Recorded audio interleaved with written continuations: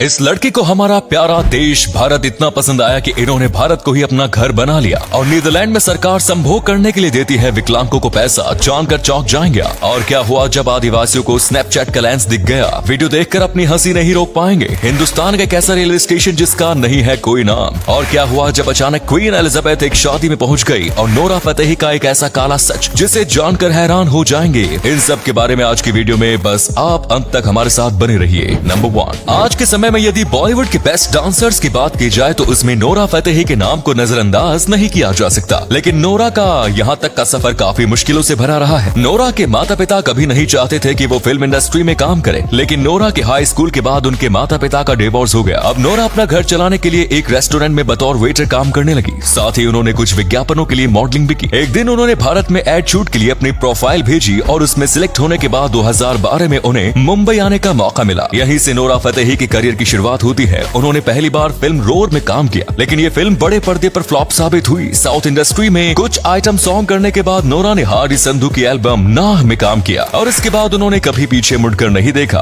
आज वो बॉलीवुड की बेस्ट बैले डांसर मानी जाती है। उनके सॉन्ग्स दिल भर, पछताओगे और हाय गर्मी आज भारतीय फैंस के दिलों पर राज कर रहे हैं। नंबर 2, अब पूरे विश्व में भारतीय संस्कृति की अपनी पहचान है। जर्मन मूल की रहने वाली जूली शर्मा को भारत इतना पसंद आया कि उन्होंने इसे अपना परमानेंट होम बना लिया है। उन्होंने नमस्ते जूली नाम से अपना यूट्यूब चैनल बनाया हुआ है, जिसके लगभग 3 लाख सब्सक्राइबर हो गए हैं। इस चैनल पर वो अपनी ट्रैवलिंग एक्सपीरियंस और इंडियन फूड से संबंधित वीडियोस पोस्ट करती हैं। जूली ने 2014 में एक मॉडल के तौर पर अपने करियर की शुरुआत की थी। 2019 में वो एक मॉडलिंग प्रोजेक्ट के सिलसिले में भारत आई थी। वह सोचकर आई थी कि भारत में कुछ दिन जरूर बिताएंगी। इसके बाद उन्होंने अपना सेट 2 महीने और बढ़ा लिया। एक दिन दुबई में इनकी मुलाकात भारतीय मूल के अर्जुन से हुई। दोनों साथ में जयपुर भी घूमने गए और आगरा टूर के दौरान इन्होंने अपना रिश्ता ऑफिशियल कर लिया। ये लव स्टोरी तो जब भी मैट जैसी नजर आती है। नंबर 3, आजकल मोबाइल में तरह तरह के कैमरे और फिल्टर आ गए हैं और इनमें से कुछ फिल्टर्स तो बहुत ही फनी होते हैं। ये अफ्रीका में रहने वाली ट्राइब्स है। इन लोगों ने जब पहली बार स्नैपचैट के फिल्टर्स देखे तो ये पूरी तरह हैरान रह गए। आप देख सकते हैं कि किस तरह ये लोग इन फिल्टर्स को एंजॉय कर मौज मस्ती कर रहे हैं। किसी का मुंह चौड़ा हो गया है तो किसी के फेस पर कुत्ते वाला फिल्टर लगा रहा है। एक बारी देखकर तो इन्हें ऐसा लगा जैसे असलियत में ही इनके साथ ऐसा हो रहा है, लेकिन थोड़ी ही देर में ये लोग भी समझ गए कि ये मोबाइल कैमरा और फिल्टर का कमाल है। आपको स्नैपचैट का कौन सा फिल्टर सबसे ज्यादा पसंद आता है? कमेंट्स में जरूर बताएं। नंबर 4, एक और हमारे देश में जहां आज भी संभोग या सेक्स के बारे में खुलकर बात करने को गलत समझ लिया जाता है, वहीं नीदरलैंड एक ऐसा देश है जहां पर सेक्स को बुनियादी जरूरत माना जाता है। नीदरलैंड में सरकार हर वर्ष विकलांगों को सेक्स के लिए स्पेशल फंड देती है। उस पैसे से विकलांग अपनी सेक्स डिजायर पूरी कर सकते हैं। सरकार द्वारा दिए जाने वाले पैसे को विकलांग नागरिक प्रोस्टिट्यूट को पे करते हैं। सरकार का मानना है कि विकलांग हमारे समाज के अभिन्न अंग है और बहुत से विकलांग अपनी लाइफ में कभी भी सेक्स का आनंद नहीं ले पाते। विकलांग को ये अनुभव कराने के लिए सरकार द्वारा साल में 12 बार सेक्स करने के लिए पैसे उन्हें दिए जाते हैं। नीदरलैंड की सरकार के अनुसार सेक्स करने से विकलांगों को डिप्रेशन से लड़ने में भी मदद मिलेगी। नंबर 5, सनी लियोनी आज किसी पहचान की मोहताज नहीं रही है। उन्होंने बहुत कम समय में ही बॉलीवुड में अपनी वो पहचान बनाई है जहाँ तक पहुँचने में अभिनेत्रियों को कई दशक लग जाते हैं। सनी लियोनी का असली नाम करणजीत कौर है। बचपन में घर की आर्थिक स्थिति खराब होने के कारण उन्होंने पेंट हाउस मैगजीन के लिए शूट कराया। इस मैगजीन में बोल्ड शूट के लिए सनी को काफी अच्छे पैसे मिले। इसके बाद उन्होंने एडल्ट फिल्म इंडस्ट्री में कदम रखा और पूरी दुनिया में अपने फैन बना लिए। बिग बॉस के शो से ऑफर मिलने के बाद सनी भारत आई और एडल्ट फिल्म इंडस्ट्री को हमेशा के लिए गुड बाय कर दिया। बिग बॉस में भले ही वो जीत नहीं पाई, लेकिन यहाँ से उनके लिए बॉलीवुड के रास्ते खुल गए। उसके बाद सनी ने कई फिल्मों में आइटम सॉन्ग भी किए और अपनी पहचान बनाई। सनी और उनके पति डैनियल के 3 बच्चे हैं और अभी वो अपनी फैमिली के साथ खुशहाल जिंदगी जी रही है। और अगले फैक्ट पर जाने से पहले इस फोटो को ध्यान से देखिए और बताइए आपको किस एक्टर का फोटो दिखाई दे रहा है। इससे पता लगेगा आपका दिमाग और आपकी आंखें कितनी तेज हैं। मिलते हैं आपको 5 सेकंड्स।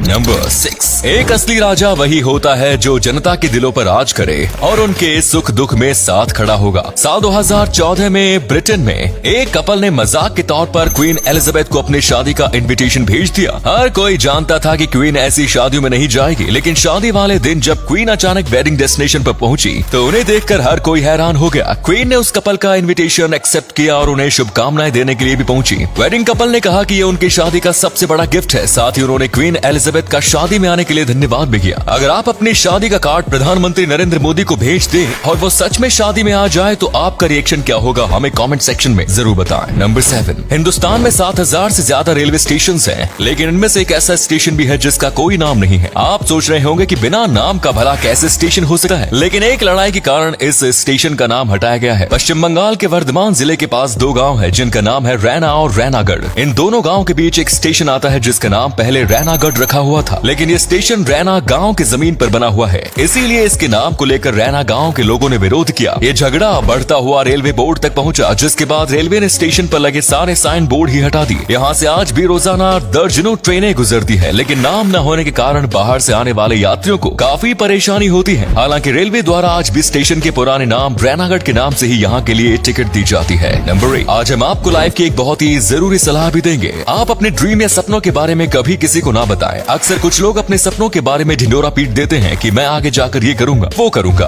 और वो ऐसा इसलिए करते हैं जिससे उन्हें दोस्त और रिश्तेदारों के बीच में इज्जत मिल सके। लेकिन जब वे अपने मकसद में कामयाब नहीं हो पाते तो वही दोस्त और रिश्तेदार मजाक बनाने लगते हैं। ऐसे में वो व्यक्ति डिप्रेशन में चला जाता है और अपनी हिम्मत तोड़ देता है। इसके अलावा ह्यूमन नेचर है कि लोगों को किसी की कामयाबी से ज्यादा फेलियर देखने में मजा आता है। जब आप कामयाबी की बात करते हैं तो लोगों में वो बात रास नहीं आती और वे मन ही मन आपके लिए फेलियर के सपने देखने लगते हैं। इसीलिए आप अपने ड्रीम के बारे में उन्हें कभी ना बताएं। जब आप कामयाबी के शिखर पर पहुंच जाएंगे तो यकीन मानिए उस समय आपको जो इज्जत और सम्मान मिलेगा उसकी कल्पना आपने कभी नहीं की होगी। तो उम्मीद करते हैं आपको ये वीडियो अच्छी लगी होगी। ऐसे ही मजेदार वीडियोस के लिए देखते रहिए, कमेंट कीजिए, जिससे हमें नए नए वीडियोस बनाने की प्रेरणा मिलती रहे। धन्यवाद।